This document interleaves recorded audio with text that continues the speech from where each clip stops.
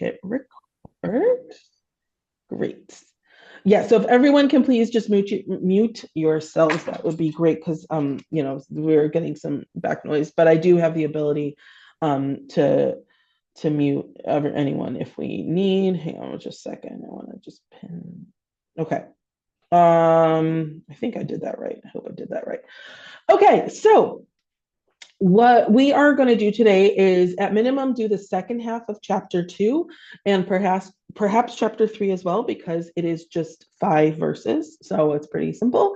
And so we'll, just like we do each week, let's just do, sorry, oh my goodness, hang on, I just got to share my screen. We'll do a quick review of what we have seen until now. I saw proposed that the first 3 chapters of Hoshea really constitute their own first half of the book, that it should be considered as split into 2, and that we are doing the first half. So I want to make sure we see it as a unit. As hopefully we remember by now, the first chapter, which is just 8 or 9 verses, was the instructions to marry the Eshet Zinunim and have the 3 children with the terrible names with her. So as we saw in the first half of chapter 2 last time, God transitions from this instructions to Hoshea about having children, and embarking on this, I don't know what to call it, preparation, whatever, to a straight oratory prophecy. Right, that this isn't the plan, but now God is just saying that Israel, right, the number of people of Israel are going to be like the sands of the sea, right? So we shift to this actually very positive prophecy, and instead of being lo ami, they'll be bnei el chai, right, the children of the living God. The people of Judah and the people of Israel will assemble together and rise from the ground. Jezreel is going to be positive. You're going to call your brothers Ami and your sisters Ruchama, right, as opposed to Lo Ami and Lo Ruchama. Saw this weird stuff about, but like, make sure to yell at your mom, right, because she represents all the bad stuff. Try to get her to repent. And here, I know I'm just skimming and it's a little hard if you're looking, but I just want to make sure we're getting through to where we need to go, right? And she'll so there's a lot now on the negatives, right, of the mother, meaning is like the old Israel, and the way that she chased after other gods, and of course did not do what she was supposed to. And so now God says, Ve'ata agale et navluta, right? I'm going to reveal her shame, and no one will save her, and I will end all her rejoicing. I will lay waste her vines. The beast will devour them. And this is the last verse that we saw together. Ufakadati aleha et yamei haba'alim, asher taktir lahem. So thus I will punish her for the days of the Baalim on which she brought them offerings. So I just want to make one point in this. We see this a few different times in this chapter, that the interplay, the word Baal or Baalim is purposely used in Hoshea to reflect both Baal, the god that they worship, right? The Baal Peor was one of the main gods of the local idolaters at that point. And also, of course, Baal is the Hebrew word for husband. So there's going to be a lot of play on words, and we'll see more in a moment, between Baalim as her gods, right, of the god Baal versus her husbands. And she would, right. So this verse says, "I'll punish her because for the days and the Amei HaBaalim, right, either those Baal gods or her old husbands, or lovers, I guess we could say, she would go after them and forget God." All right, that's our quick review. Now we get to 16, which, as I said last time, is how one of the people I was studying breaks it up. So that's how we broke it up also. So we have a shift. Lachein, hine anochi mefateha v'holachtiha hamidbar v'dibarti al liba. Assuredly, I prefer therefore, I will speak coaxingly to her and lead her through the wilderness and speak to her heart, speak to her tenderly. Right. So now we're getting back to more intimacy. I'm just opening my book. Hopefully everyone has one to share as well. I have a Um, translation of seduce, which fits more with the language that we've met up till now. okay, yes, very interesting. That is definitely how we would translate that. It's very interesting that the Mosaddar of Cook does not have that translation, but yes, does anyone else have seduce? I do. You do also. Okay, great. Yes. Interesting. Very, very interesting. All right. All right. Yeah, the Hebrew here, he says, Ashadel ota ve'atet liba. Means almost like, I will try, like trying to improve her rather than seduce. Okay. V'netati lah et krameha misham ve'et emek achor lefetach tikva. Hold on your thought. Ve'anta shama kimein ureha uchayom alota me'eretz Mitzrayim. I will give her vineyards from there and the valley of Achor as a plowland of hope. Now, the Hebrew is Petach Tikva, which many, if not all of us, recognize as a place in Israel. This actually was one of the first places ever founded in Israel.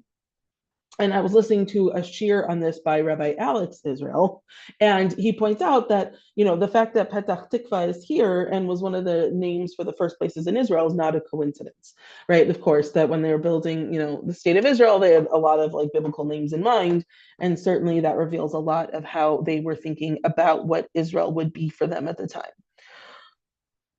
Does anyone have something different than plowland of hope?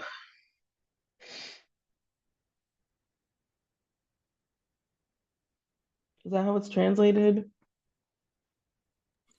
I have portal of hope.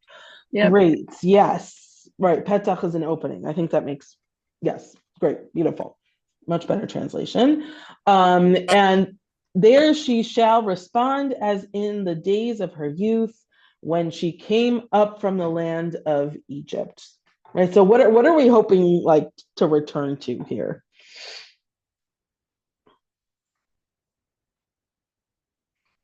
That's an open question if anyone wants to.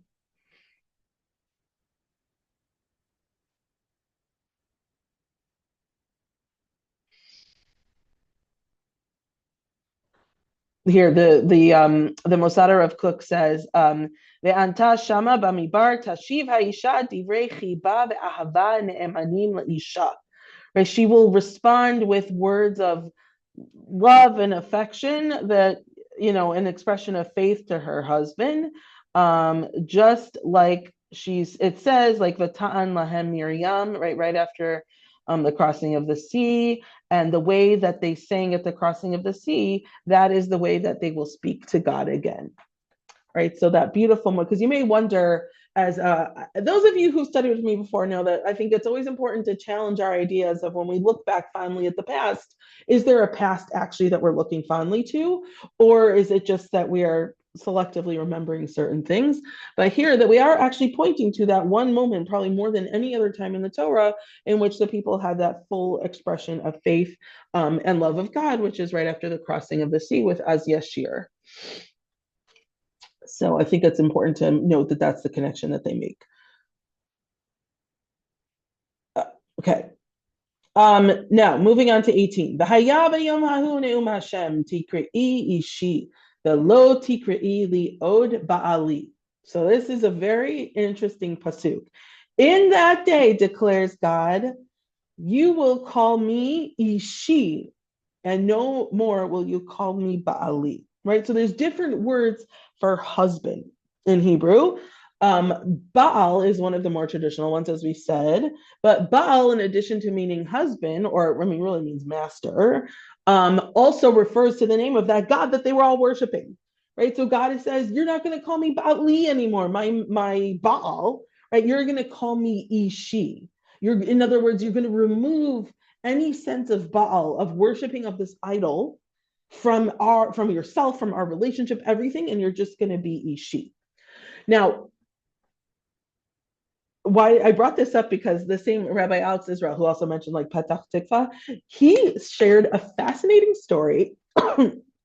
And please, if you've heard this, please share, because he shared that Ben Gurion, when they were founding the state and I guess feel like they were, writing out like citizen forms or what, I don't know. And, when you go to the Social Security office or whatever it is, that he wanted the word Baal not to be in like the lexicon of the Israeli government, and only that it would be Ish, right? So it would refer to a married couple as Ish and Isha and not Baal, for this reason, right? Because like the way you fulfill the return to like God, being God's people, is by eliminating the word Baal. And so I don't know if it's still, is anyone here Israeli or having lived in Israel? I would love verification of whether that word, in fact, does not appear in any government official documentation. But yes, he wanted to eliminate it for that reason, which I thought was so interesting.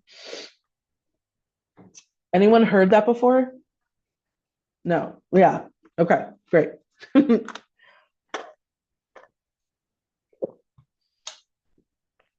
Okay. Ruth, the bit Yeah. in the Times of Israel that Baal referred to master rather than just a god, and that was another reason he didn't want it in. Okay. So also because he didn't want to represent the relationship like that. Right. Yeah. Okay. Beautiful. You're right. Yeah. We're independent. I just thought it's so, it's so interesting how, I mean, we know this was not new, but just the way that Tanakh informed, and still informs the country, but especially then, was just so interesting. Okay. So we continue. V'hasiroti et shemot ha'ba'alim mipiha v'lo yizachru od bishmam. For I'll remove the names of the ba'alim from her mouth, and they shall never more be mentioned by name. Once again, this could refer to the gods, right? And that's clearly how JPS translates it by putting in the capital B, but also could refer to her previous husbands or partners. V'charati lahem brit bayom hahu im chayat hasadeh v'im of hashamayim v'remes ha'adama v'keshet v'cherev v'milchama eshbor min ha'aretz v'hishkavtim lavetach. So in that day, I will make a covenant for them with the beasts of the field, the birds of the air, and the creeping things of the ground. I will also banish bow, sword, and war from the land, and thus I will let them lie down in safety. So I would love if anyone has some good commentary on why we are discussing both animals here and also weapons in the same verse. So I'll give everyone a minute to look at footnotes if you have, because I'd really love some other perspectives.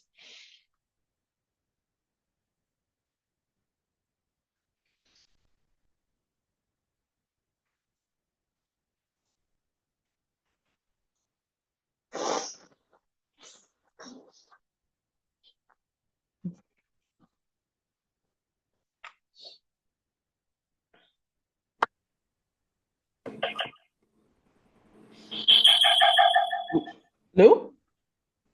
I can't see who that is.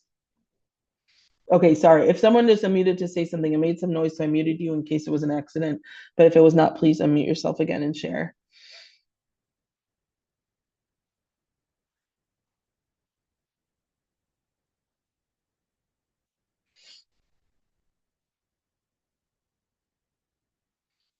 Anyone have anything? Okay, well, I'll give everyone another minute to look, but I'll start with this. So it seems like the commentary here says that this is intended to reverse the sense of, I guess, like anarchy, right, that is alluded to in a lot of prophecies, that like the wild animals will roam free, and certainly remes ha'adama, like the nachashim and the akravim, the scorpions and the snakes, right? Just remove the sense of the types of creatures that pose a danger, speaking of crocodiles, to people when we're out and about. And then also the weapons, right? Noticing that this, of course, it parallels Isaiah, right? With the of course, I'm forgetting all my English words for the animals. Wait, no, now I've lost my place altogether. Okay, I'll find it in 1 second.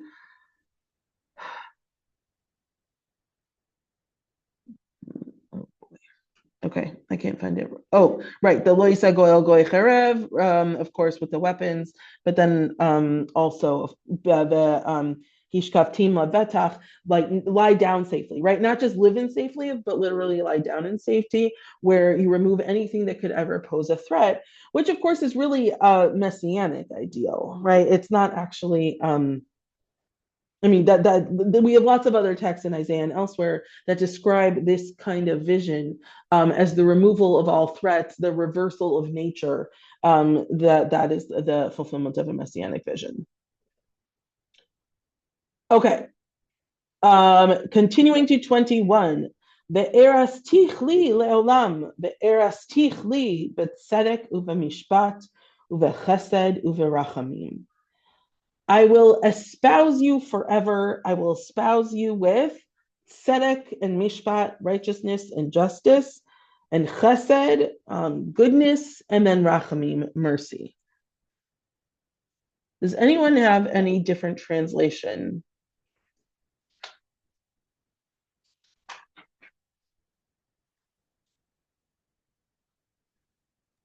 I have instead of espouse, I will betroth you.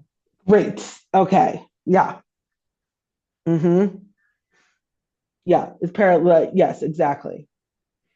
So instead of betrothing with gifts, right, and money, here we are betrothing with values, which I think is actually, I think is it's a really beautiful idea. And, I think this pasuk, I don't know if this pasuk is ever used in marriages as like like a kavana or an intention, but it's actually a really beautiful thing to say that, we are entering this relationship not through the sharing of gifts, but really just in like a union of values. And it is these shared values that is going to enable our partnership, and also really just give it the foundation that it needs in order to thrive. And it's the absence of those values that enables it to fall apart, right? Which is different than the earlier imagery of all the material goods that will be destroyed. Here, it's that we won't be rebuilt through material goods; we'll just be rebuilt, through proper values. And also, excuse me. well, instead of goodness and mercy, which I don't think is a very good translation, they have kindness and mercy, which for chesed seems more like a better translation. Yes, beautiful. That's much better. Absolutely. Thank you. Did someone else want to share also? Oh, yes. As I understand it from Conducium, though, you can't betroth with values or principles. It has to be, kesef or Star or via that not be a legal marriage. Yes, that's a great point. Yeah. Yeah, I mean, here it's understood as being a gift alongside the betrothal. He says, "B'shat erusin noheg haya hame'ares latet le'arusato matanot." Right. So at the time of erusin, the custom was that the betrother would give the betrothed, I guess, gifts. And here, God is giving le'arusato Knesset Israel matanot. Right. But here, so God is giving the betrothed, meaning Israel, gifts, but vehen midotav she'ohavav mitzuvim lehidabek bahen. That these are the traits, the midot, I guess traits, that the people who love him are commanded to cleave to. Yeah, so you're right. It wouldn't necessarily be the fundamental of the transaction, but what accompanies the transaction. Okay, I also have another question. Here we have a long prophecy from God, a long statement from God, but we're toward the end of this second chapter, and Hosea has not spoken. Normally it's the prophet saying, this is the prophecy I've gotten from God, and taking it to the people, but no place in here have I seen where Hosea actually speaks. It's just God's prophecy. Isn't that unusual? It's a good question. Maybe that's why people think these first three chapters forms its own part of the book. Yeah, it certainly is. This is definitely unusual format for sure. That was a common theme amongst the different places I was researching to prepare. Yeah, there's no mouthpiece, nothing. This is just God talking. And do the commentators have a reason for that, or? A specific reason? I don't know. I'm sure someone's got. So certainly chime in, anyone, if you have specific comments. I can look back afterwards. I don't recall. Okay, thank you. Yeah, sure. Thank you. Okay, so we continue. Be'eras tichli be'emunah ve'yadat et Hashem. Right, and I will espouse you, I'll betroth you with faithfulness. So I personally kept this separate from the first four, right? Tzedek, Mishpach, Chesed, and Rachmim. Now we add Emunah also. And you, ve'yadat, all right, you, Israel, will know God. Once again, devoted to God. Yeah, they're kind of killing me here. Here, the Mosada of Cook says, "Lahakir et midotav uledavka bo." Right. So that, what does it mean to know God? To perceive, to detect God's traits and to cling to them. And right, as opposed to the Vihi lo yad'ah, right? She didn't know me and she forgot me. So that's what we mean to know. Lada'at Hashem, to be devoted to. It's not necessarily devoted, but it's really to know God, to be able to detect and to recognize that those are the traits that accompany God. Anyone else have a good translation of that? Okay. Yeah, Lena. Did you have? I have. I will betroth you to me with faith, and you shall know the. You shall know. Sorry. Yeah. Okay. Right. The Lee is in there. Okay. Great. Yeah. Beautiful. All right. So 23, we are just, so you see, we are wrapping up. We have 3 verses left of this prophecy, or at least this chapter. So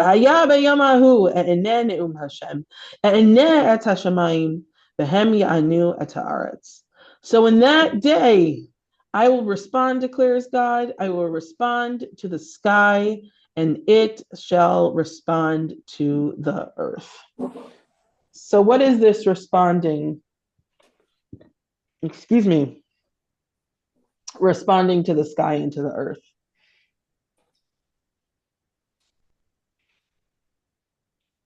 This says, Amalei et bakashat hashemayim, right? That I will fulfill the request of the heavens. I'm just curious if anyone else has a good explanation of what this means.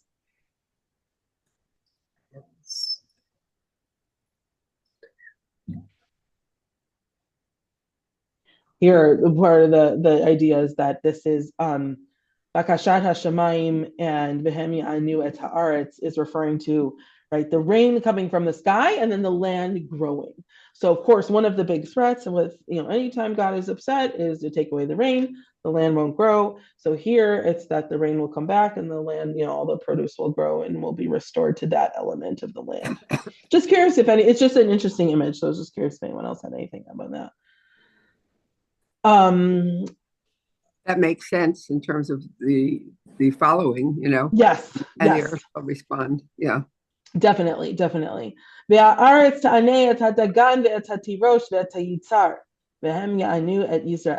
So this is also interesting. And the earth will respond with new grain, and wine and oil, and they shall respond to Jezreel.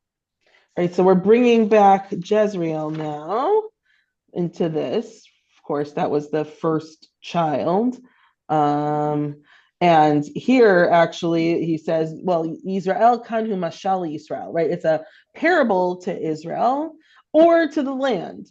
Because the word Yizra here is in, right? Jezreel, it's Yisrael. It has the word zera, seed. And so that's why it's referring to the growth here. And Uzrati li ba'aretz verichanti et lo ruchama ve'amarti lelo ami ata vehu yomar Elohai. So how do we wrap this up? Uzrati li ba'aretz. I will sow her in the land as my own. Oof, gosh, please tell me someone has a better translation than that. I will sow her for myself in the land. It's Uh-huh.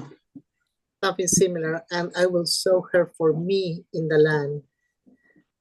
And I So her will, for me. Okay. Okay. All right. Fine. So maybe I was hoping for something wasn't there. So we will sow her. So this is the redeeming of Yisrael, the first child. The Richamti lo ruchama, right? I think the translation doesn't do justice to it. Richamti lo ruchama, right? I will have mercy on lo ruchama. Right. In other words, undo the prophecy of the second child, ro ruchama. And amarti lo ami, and I will say to lo ami, the third child, Ami ata, you are my nation. Vehu Yomar, and he will say, Elohai, you are my God. Yes, Bruce and April. Back to the sow her for me or sow her for myself. It's the sowing that's got me. To sow something is planting, to propagate, to create new. And this, I assume, is the significant word there that there's going to be renewal of the people as opposed to just the protection of the current people. Okay, so you're saying this implies a renewal. Oh, I see. Now that's interesting. The I sow hadn't is thought of it like that. Yeah. to propagate. Mm-hmm. I'm sorry, I grew up in farmland. No. Oh, that's very exciting to have to read this material.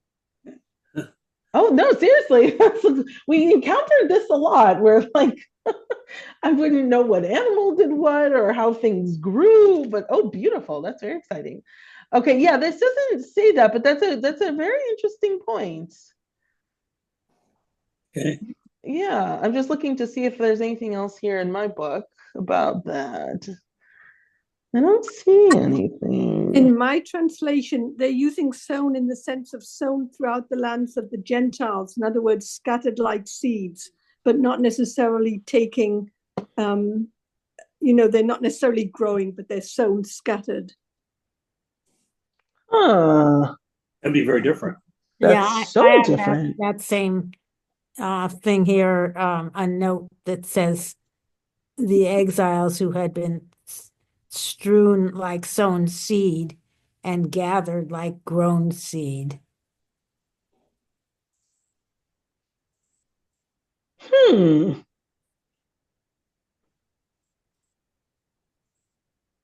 It's Huh. like a note on that with that. She has the same book I do. So interesting. This doesn't have anything like that. Fascinating. Okay. I Thank mean, you. it's just a note on the Yeah, no, but it makes sense. I mean, it's just a very interesting take. It's a lot different. yeah, that it's like a metaphor, basically. Sure, yeah. Fascinating. Okay, so that's the chapter, right? It's a chapter of ups and downs.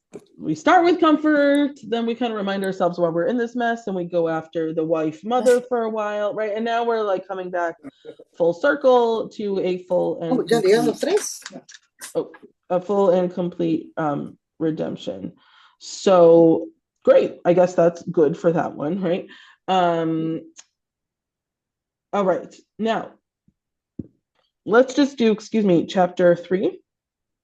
Like I said, it's only 5 verses. Right? I've been trying to make sure that we can try to study in a way that we're not going to always be ending up in the middle of chapters.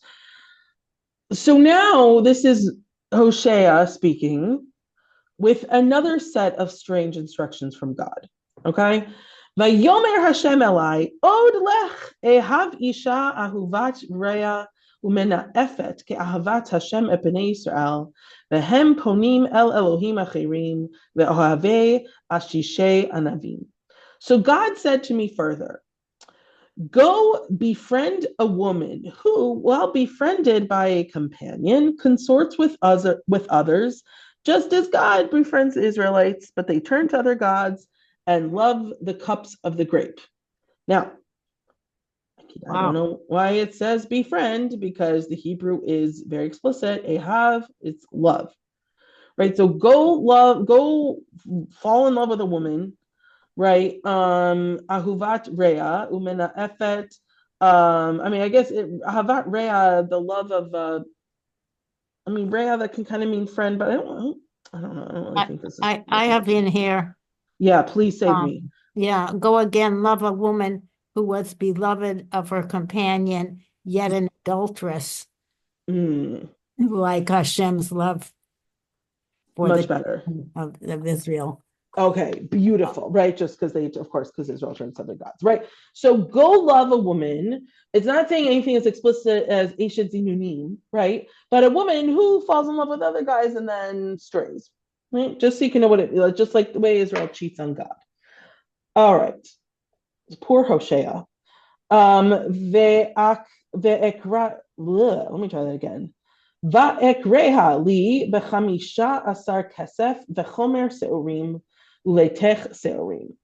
Then I hired her for 15 shekel of silver, a chomer of barley, and a letech of barley.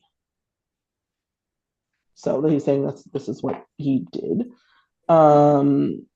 1 second, let me open, just make sure I'm in the right place. Just so you know, this clarifies that the word va'ekreha means like I acquired her, kiniti hali, right? I acquired her for me. Va'omar eleha yamim rabim teshvili lo tizni velo tihi leish v'gam ani elaich. So we have very strange instructions for her. In return, see, here's the part. I don't study with this translation ahead of time. All right. Yamim Rabim Tishvili. So for many days. Ruth, excuse me. Yes, please, go ahead. Is this time, sequential time, or is this going back? I mean, he already was with his the wife, following God's plan. The wife who was unfaithful, and he had 3 children with her. Is this following that? What is this? Is this another episode, or is it? It's a great question. It seems to be, but it's a really good question of how on earth is this all actually really happening? Especially because the commandment now is to say, I don't know what's going on with this translation, right? Sit for many days without me, right? Don't sleep with anyone else, and also not with me, right? So yes, I is this with the same woman? No, it's a new woman. It's a new woman, right? Yeah. So I think this is, like I said, I think this certainly is a reason that many people would explain that this is all metaphorical and not really supposed to have happened in real time, because it's such a process. I have trouble I have trouble with being a new woman as opposed to going back, because the metaphor I see here is that God has chosen the Israelite people to love, even though the Israelite people are constantly straying, committing adultery with other gods. And here Hosea is being told to mimic or mirror God and choose a woman like God chose Israelite people, even though she strays and consorts with other men as opposed to other gods. And I just think this is hearkening back to the first woman, because if it's a second woman, Hosea be told to choose 2 who stray, and God has only chosen 1 people, not 2 people, according to our tradition. Interesting. I don't know. Yeah, that's a good point. Of course, I'm bothered by the fact that the 3rd chapter starts with Hosea said further. I think clearly it's lost in the earlier that he was saying this to the people, but that further bothers me. It doesn't say further here. In my translation, say further. Right. Oh, really? You don't have ode translated? Huh. Let me see here. It makes more sense without it. Interesting. Adonai b'nei Yisrael. She's using Et Chaim. No, that's Mm. Are using stone? Vayomer Yeah, Adonai she's using stone. Eli. Ode, yeah. Ode is here, but In the Oh, Hebrew. very interesting. But it's Yeah. not in the, I think she's using stone. yeah, I'm using stone. It says Vayomer Adonai Eli Ode. Yeah. And the Wow. translation is Hashem said to me. Oh, that's that's Again, got to be intentional. again that they use here, that Mm-hmm. said to me, go again. Which bothers me that it's a second woman because it doesn't Well, remember that's the how metaphor. that's just how they're translating the word ode. They put it in a different place. That's very interesting. Yeah. And also Vava Chibur can be translated in many different ways. So the fact that first of all, the chapters are divided by the Christians, not by us. But Right. the fact that it says Vayomer means, so it's just a continuation of the conversation. It doesn't necessarily mean again or another or any of the other translations. It's just translation. Like it's not. I don't think that we have to pay too much attention to that because. Sorry. You don't think, know. you don't think the va is just a reversive of to make it into past tense? It could be, yeah, but also many times. I mean, I'm teaching now a bar mitzvah student for Parshat Mishpatim, right? It says Makeh aviv ve'imo mot yumat. Only if you strike your mother and father do you put to death. Of course not. It could be or. So all I'm trying to say is that there's many different meanings to that letter. Sorry. Anyway. Yes. Okay. Back to the point of the metaphor, I can't understand why there would be a second woman because God chose only one people. Destroys the metaphor if he picks two adulteresses. Right. Yes. Yeah. Good point. Okay. I don't have a good answer for that right now. I will keep that in mind as I research prepare for next week, and then I'll see if there's anything that comes up.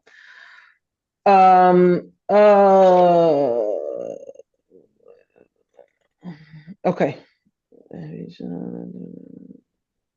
All right, whatever. We'll look more later. Okay, so basically, go sit, right? No sex, no marriage, and not with me either. Just pointing out, I don't know if this is intended at all, but I just feel the need to say it, that this is exactly what happens to Tamar, Yehuda's daughter-in-law, right after her first two husbands, his first two sons die.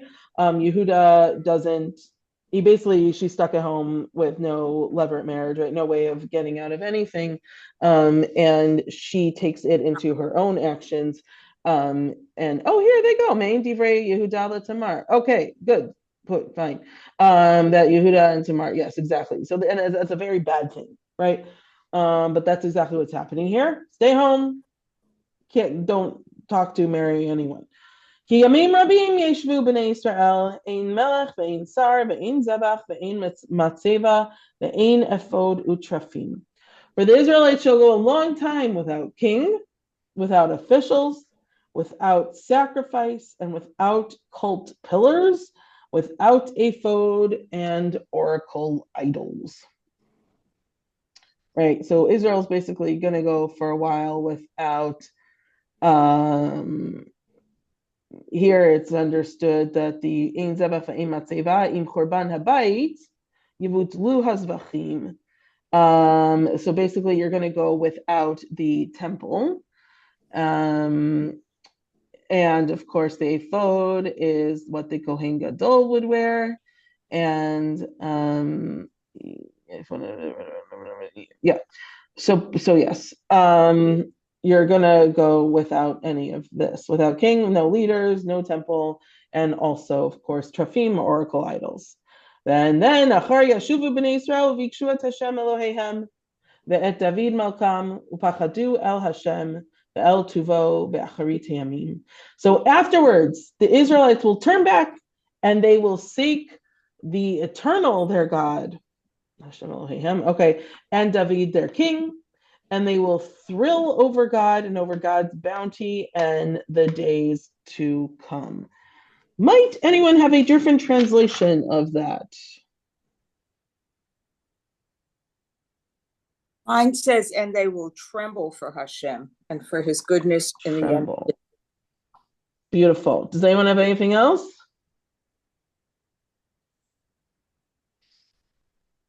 The last line, when it says, and they will, after David their king, I have, and they shall come trembling to the Lord. Good, and to his goodness. So both ways at the end of days. Yeah.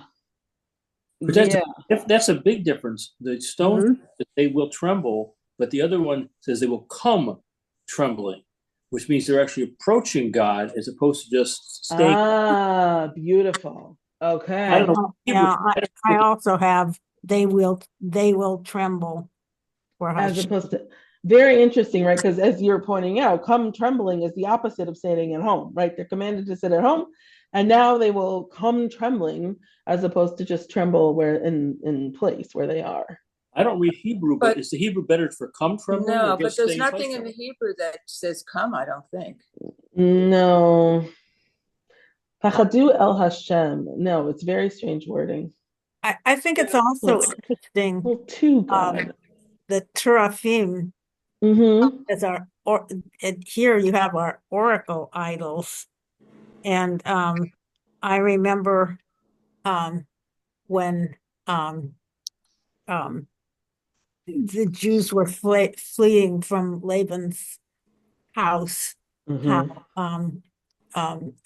Rachel had put the teraphim under, sat on them, put them underneath her and took them with her, supposedly, so that her father wouldn't worship them anymore. But it's that word teraphim calls that somehow to mind. Yes, absolutely. And it's interesting that teraphim were oracle idols, and I guess something that they were going to tell your fate or your future or something. I don't know, but anyway, that word teraphim is used recalls that passage. Yes, absolutely. That's what I thought too. That's interesting of right, the oracle nature. I didn't really look much into that. Yeah, it's a very good point. Also, so going back to the Pachadu el Hashem, right? I mean, it's weird. If it was that they're trembling because of God, it would Pachadu me Hashem. El Hashem does mean to God, right? So maybe I think that's where you would get come trembling, as opposed to just tremble. So I think that would be a valid way to read it, as much as any reading is valid. Well, if Pachadu means tremble to God. Right. I mean, it's this weird language, right? Yeah. So if this, I mean, look, so we're at time. I just think, and we'll start next time by just, reviewing the concept of this short chapter, right? But that Israel is missing the kings, missing guidance, and missing the temple. First of all, we could write a whole book on why are we putting kings and God in the same chapter. There's a lot of confusion in the Torah and in Tanakh about whether a king is good, right, for Israel, or a necessary evil, or maybe just an evil that we sort of hopefully got over, but certainly that's not what's implied here. Right, and so that you have to be removed from everything that you think you want, that you don't want, right? Leadership, all of these things that make you do things, in order to realize that you actually crave that structure and that order. And so that would be the end of what arguably would be the first part of the book of Hoshea. Any final comments? Yeah, also in that last paragraph, where here they write, they will thrill over God and over God's bounty in the days to come. In my translation, it says they will tremble before. Yes, right. Yeah. I don't know why here they got thrill from Pachadu. It's very strange. Yeah. Barry, did you have a question? Yes, Ruth, I have a little theory. Yes. It seems that the first 3 chapters, the Lord is trying to get Hoshea's sympathy. This is the position I'm in. Here's Here's how the people are treating me. Here's how it could be.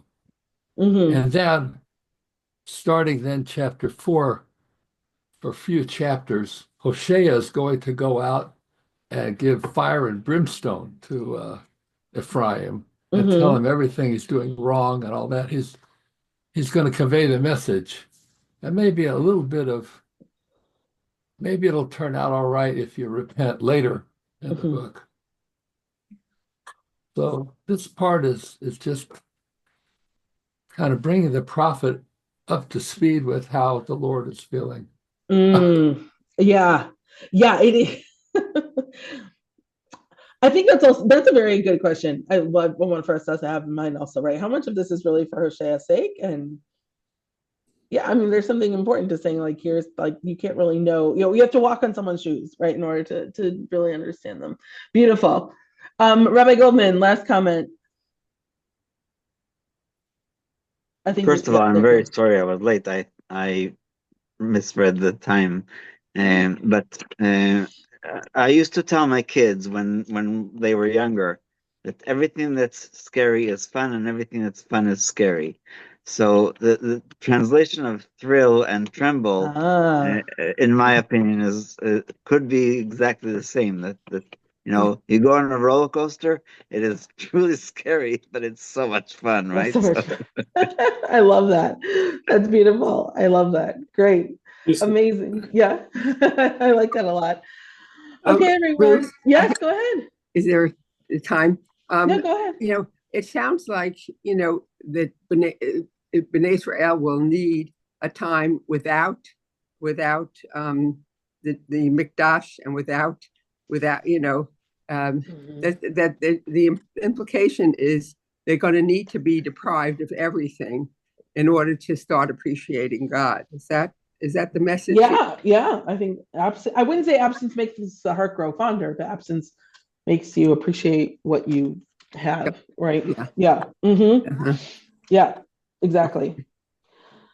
Okay, everyone, thank you. I hope that you continue to stay warm inside. So we will meet at this time next week, and then hopefully you saw my message. The Women's Rosh Chodesh will be in person a week from tomorrow night, next Wednesday on the 29th.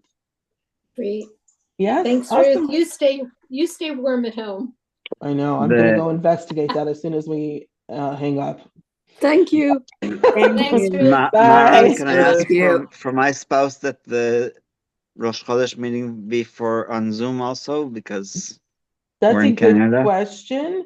Let me talk to Robert Hertzfeld. It's a good question. Okay, very good. Thank you so much. Thank you. Bye. Bye-bye. Bye-bye. Bye.